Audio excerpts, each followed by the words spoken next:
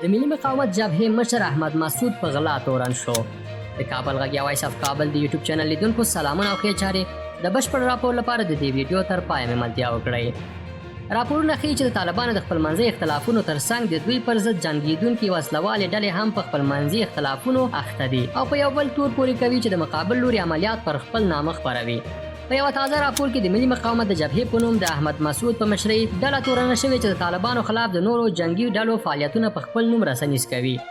د آزادۍ جبهې مقاومت کوونکي په نوم ډله ادعا کوي چې احمد مسعود او ډله یې د جګړې په میدان کې فعاله نه ده او د پنجشیر په ګډون په مختلفو ولایتونو کې د نورو ډلو فعالیتونه د خپلو لاسته راوړنو په نوم خپروي.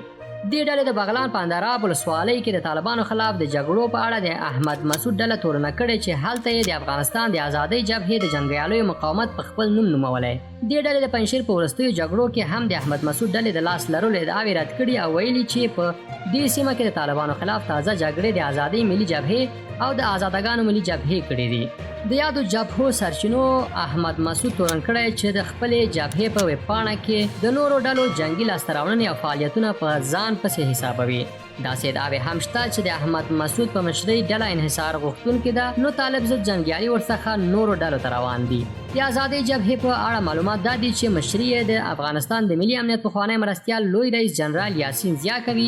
یاسین ضیا د کابل د کودامن له یو مشهورو مشرانو څخه دی چې د جمهوریت نظام په 20 کلنه دوره کې د ملي امنیت لوی ریاست مرستیال د تخار والی، د ملي امنیت شورا د دفتر مرستیال او د ملي دفاع وزارت لوی درستیز او لومړی مرستیال پاتې شوی دی.